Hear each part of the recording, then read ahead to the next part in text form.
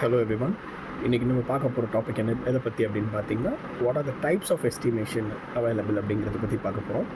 Estimation அப்படிங்கிறது வந்து it is a computation or calculation of the items available for the construction of the work and the amount likely to be incurred because of those items in the construction of the work தான் estimation. ஒரு estimation அப்படின்னு போடுறோம்னா, இப்போ நம்ம civil இன்ஜினியர்ஸாக இருக்கிறோம். நாளைக்கு நம்மக்கிட்ட ஒரு client வந்து நான் இந்த மாதிரி எனக்கு 20க்கு 60 வீடு வேணுங்க அப்படின்னு கேட்டிருந்தாங்கன்னா, நம்ம 20க்கு 60 வீடு கட்டுறதுக்கு எவ்வளோ காசு செலவாகும் நம்ம ரஃபாக ஒரு எஸ்டிமேட் அவங்களுக்கு நம்ம கொடுத்து தான் ஆகணும். அந்த ரஃப் எஸ்டிமேட்டோ இல்லை அது டீட்டெயிலாக நம்ம பண்ணி டீட்டெயில் ப்ராஜெக்ட் ரிப்போர்ட்டில் கொடுக்குறதோ அது எல்லாமே வேறு விஷயம். ஸோ இந்த எஸ்டிமேஷனோட டைப்ஸ் என்னென்ன அப்படின்னு பார்த்தீங்கன்னா, ரஃப் எஸ்டிமேட், டீட்டெயில் எஸ்டிமேட்டுன்னு 2 விதமாக பிரிக்கலாங்க. ரஃப் எஸ்டிமேட்டில் 4 டைப்ஸ் பிரிக்கலாம் மேஜராக. ஃபர்ஸ்ட் வந்து preliminary estimate, அடுத்து வந்து plinth area estimate, அடுத்து வந்து cubic rate estimate, அதுக்கப்புறமா நம்ம வந்து typical bay estimate. இது நாலுமே வந்து ரஃப் எஸ்டிமேட் அப்படிங்கிறதுக்குள்ளே அடங்கும். இந்த ரஃப் எஸ்டிமேட் அப்படிங்கிறது என்ன அப்படின்னு பார்த்தீங்கன்னா, நம்ம அக்யூரேட்டான அமௌண்ட் என்ன அப்படிங்கிறத நம்ம கிளைண்ட் கிட்ட சொல்லாமல் ரஃபாக ஒரு கோடி ஆகுங்க, 2 கோடி ஆகுங்க அப்படின்னு நம்ம சொல்கிறோம் இல்லையா, அது ரஃபாக சொல்கிறோம், அதுதான் ரஃப் எஸ்டிமேட். இதில் preliminary, plinth area estimate, cubic estimate, typical way வந்து டைப்ஸ் ஆஃப் ரஃப் எஸ்டிமேட். இப்போ இந்த ப்ரிலிமினரி எஸ்டிமேட்டை பொறுத்த வரைக்கும் ப்ரிலிமினரி எஸ்டிமேட்டில் நம்ம ஃபர்ஸ்ட் வந்து என்ன பண்ணுறோம் அப்படின்னு பார்த்தீங்கன்னா, the contractor or the civil engineer gives the client an approximate value or the cost of the construction. அது அவர் எப்படி கொடுக்குறாரு? அது அவர் எப்படி கொடுக்குறாருன்னா, through his years of experience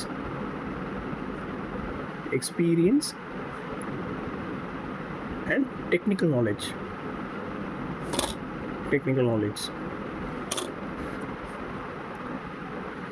இது ப்ரிலிமினரி எஸ்டிமேட் அப்படின்னு நான் சொல்கிறேன். அதாவது ஒரு கான்ட்ராக்டரோ ஒரு கிளைண்ட்டுக்கிட்ட அப்ராக்சிமேட்டாக நான் இவ்வளோ அமௌண்ட் அப்படின்னு சொல்கிறாங்க இல்லையா, ப்ரிலிமினரியாக சொல்கிறாங்க. ப்ரிலிமினரி அப்படிங்கிறது ஒரு ஸ்டார்டிங் ஸ்டேஜ், இனிஷியல் ஸ்டேஜ் அப்படின்னு அர்த்தம். ஸோ இனிஷியல் ஸ்டேஜில் அவங்க கொடுக்கக்கூடிய எஸ்டிமேட் தான் ப்ரிலிமினரி எஸ்டிமேட். அதுக்கப்புறமா plinth area estimate. plinth area estimate அப்படிங்கிறது என்ன அப்படின்னு பார்த்தீங்கன்னா, நமக்கு plinth ஏரியானா என்ன அப்படின்னு முதல்ல தெரிஞ்சுக்கணும். plinth ஏரியா அப்படிங்கிறது, இப்போ நான் வந்து ஒரு பில்டிங் இருக்குது, இப்போ இந்த பில்டிங்கோட வால்ஸ் இருக்குது, இப்போ நான் இங்கே உள்ள ஷேர் பண்ணியிருக்க ஏரியாவை வந்து ஃப்ளோர் ஏரியா அப்படின்னு சொல்லுவேன், இல்லை கார்பெட் ஏரியா அப்படின்னு சொல்லலாம். ஏன்னா இங்கே இடத்துல வந்து என்னால் நடக்க முடியும், வாழ முடியும். பட் இந்த செவர் எல்லாத்தையுமே என்னால் வந்து இது பண்ணிக்க முடியாது. ஸோ நான் என்ன பண்ணுறேன், when I include the entire area, floor area plus wall area will give you plinth area. இப்போ இதே நான் உங்களுக்கு இன்னும் கொஞ்சம் ஈஸியாக அண்டர்ஸ்டாண்ட் பண்ணுற மாதிரி சொல்லணும்னு வச்சுக்கோங்களேன். ஒரு 3 மாடி பில்டிங் இருக்குன்னா, இந்த 3 மாடிக்கும் ஒரு மாடிக்கு plinth ஏரியா 400 ஸ்கொயர் மீட்டர் அப்படின்னு சொல்லிட்டாங்க அப்படின்னா, இப்போ நான் 3 ஸ்டோரி பில்டிங்க்கு கேல்குலேட் பண்ணுறேன்னா plinth ஏரியா வந்து 3 × 400. ஸோ plinth ஏரியா உங்களுக்கு புரிஞ்சிருக்கும்னு நினைக்கிறேன். இந்த plinth ஏரியாவை வச்சு நம்ம கேல்குலேட் பண்ணுற எஸ்டிமேட் தான் வந்து plinth ஏரியா எஸ்டிமேட். அது எப்படி கேல்குலேட் பண்ணுறாங்க அப்படின்னு பார்த்தீங்கன்னா, plinth ஏரியா, இப்போ நான் கட்ட போகிற வீட்டுக்கோ அந்த ஸ்ட்ரக்சருக்கான plinth ஏரியாவை கால்குலேட் பண்ணி rate per metre cube of plinth area, 1 metre plinth ஏரியாவுக்கு இவ்வளோ தான் செலவாகும் அப்படிங்கிறத நான் தெரிஞ்சுக்கிட்டு அதை மொத்தமாக எவ்வளோ plinth ஏரியா இருக்கோ அது கூட மல்டிப்ளை பண்ணிக்கிறேன். அப்படி பண்ணும்போது எனக்கு கிடைக்கிற எஸ்டிமேட் தான் plinth ஏரியா எஸ்டிமேட். ஸோ நம்ம அடுத்து பார்க்க போகிற எதை பற்றி அப்படின்னு பார்த்தீங்கன்னா, cubic rate estimate. Cubic rate estimate அப்படிங்கிறத பற்றி பார்க்குறோம். இது கியூபிக் ரேட் எஸ்டிமேட் அப்படிங்கிறது என்னென்னா, பிளிந்த் ஏரியாவிலேருந்து நம்ம கொஞ்சம் எக்ஸ்டெண்ட் பண்ணி இந்த பிளிந்த் ஏரியா வச்சு கேல்குலேட் பண்ணுற எஸ்டிமேட்டை அந்த பில்டிங்கோட என்டையர் வால்யூமுக்கு நான் கேல்குலேட் பண்ணுறேங்க. இந்த பில்டிங்கோட வால்யூம் நான் எப்படி கண்டுபிடிப்பேன்? பில்டிங்கோட வால்யூம் எப்படி கண்டுபிடிப்பேன்னு பார்த்தீங்கன்னா, பிளிந்த் ஏரியா நான் கண்டுபிடிச்சிருப்பேன் இல்லையா? அந்த இப்போ இது பில்டிங், இது 3 மாடி பில்டிங்னா இந்த பில்டிங்கோட செக்ஷன் இப்படி இருக்குது அப்படின்னு வச்சுப்போமே.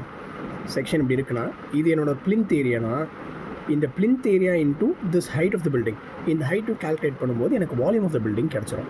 So volume of the building into rate per unit volume of the building, அதாவது ஒரு மீட்டர் கியூப் வால்யூமுக்கு நான் ரேட் என்னன்னு கண்டுபிடிச்சிட்டு அதை மொத்த வால்யூம் கூட மல்டிப்ளை பண்ணும்போது எனக்கு கியூபிக் ரேட் எஸ்டிமேட் கிடைக்குதுங்க. நெக்ஸ்ட் நம்ம பார்க்க போகிற எஸ்டிமேட் எதை பற்றி அப்படின்னு பார்த்தீங்கன்னா, typical bay estimate. Typical bay estimate, அதாவது டிபிக்கல் பே எஸ்டிமேட் அப்படிங்கிறது என்ன அப்படின்னு பார்த்தீங்கன்னா, நம்ம வந்து ஒரு 4 பே இருக்குது அப்படிங்கிற மாதிரி நம்ம அசியூம் பண்ணிக்கிட்டோம்னு வச்சுக்கோங்க. 1 2 3 4 இருக்குது. இது ஃபர்ஸ்ட் பே, இது செகண்ட் பே, இது தேர்ட் பே அப்படின்னு நான் வச்சுக்கிட்டேன்னா, இங்கே ஒரு இல்லைனா நான் இது இப்படி சொல்கிறேனே, ஒரு கிளாஸ் ரூம்னு கணக்கு வச்சுக்கோங்க. இப்போ நான் இந்த ஒரு கிளாஸ் ரூம் கட்டுறதுக்கு தேவையான காஸ்ட் என்ன அப்படின்னு கண்டுபிடிச்சிட்டு அது எத்தனை ரூம் இருக்குங்கிறது கூட மல்டிப்ளை பண்ணிப்பேன். இப்போ ஒரு பே கட்டுறதுக்கு எனக்கு 10,000 செலவாகுது அப்படின்னு வச்சுக்கிட்டோன்னா 10,000 × 3, ஏன்னா இங்கே 3 பே இருக்குது, 10,000 × 3 போட்டால் எனக்கு 30,000 வரும். ஸோ இதுதான் டிபிக்கல் பே. இதை நீங்கள் டிபிக்கல் பே எஸ்டிமேட்டுங்கிறத இதை அண்டர்ஸ்டாண்ட் பண்ணிக்கோங்க. இது 4மே வந்து நம்ம ரஃப் எஸ்டிமேட் அப்படிங்கிறத நம்ம பார்க்கும்போது வந்துருந்துச்சு.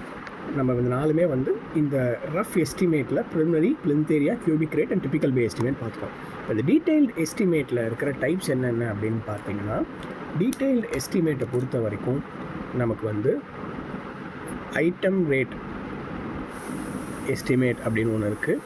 அதுக்கப்புறமா ரிவைஸ்ட் எஸ்டிமேட்னு ஒன்று இருக்குது. அதுக்கப்புறமா சப்ளிமெண்ட்ரி எஸ்டிமேட், அதுக்கப்புறம் ரிப்பேர் அண்ட் மெயின்டெனன்ஸ் எஸ்டிமேட். இப்போ நான் ஒன்று ஒன்றா நம்ம வந்து இப்போ பார்க்கலாம். ஃபர்ஸ்ட் வந்து ஐட்டம் ரேட் எஸ்டிமேட்.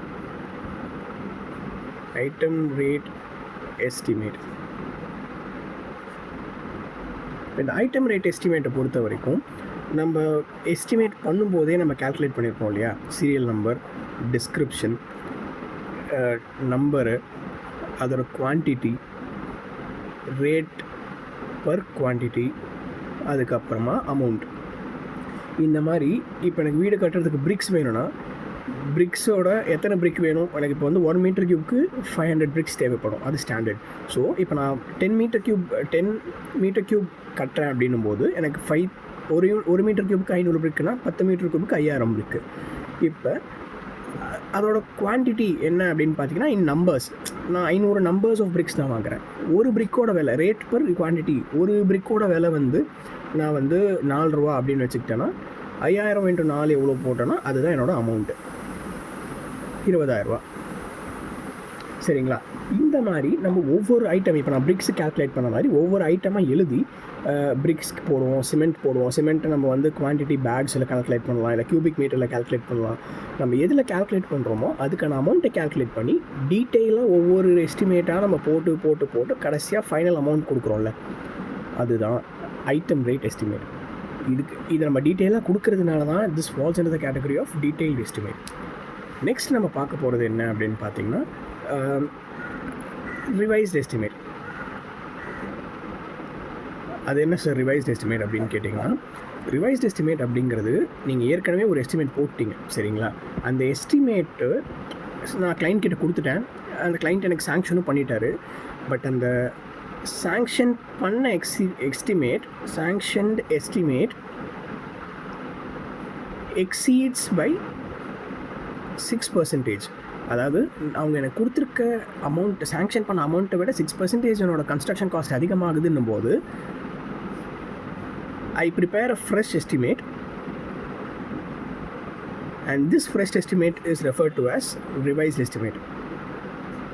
நான் ஏற்கனவே பண்ண எஸ்டிமேட் ரிவைஸ் பண்ணி ஒரு எஸ்டிமேட் கொடுக்குறேன். ஸோ இதனால தான் இது ரிவைஸ்ட் எஸ்டிமேட் அப்படின்னு சொல்கிறாங்க. இதுக்கப்புறமா வந்து சப்ளிமெண்ட்ரி எஸ்டிமேட் அப்படிங்கிறது என்னென்னா, இப்போ வந்து ஏற்கனவே ஒரு செட் ஆஃப் பிளான்ஸ் நான் போட்டு வச்சுருப்பேன், ஸ்கெடியூல் பண்ணியிருப்பேன். அந்த ஸ்கெடியூல்ஸில் நடக்கிற ஒர்க்ஸ் இருக்கும்.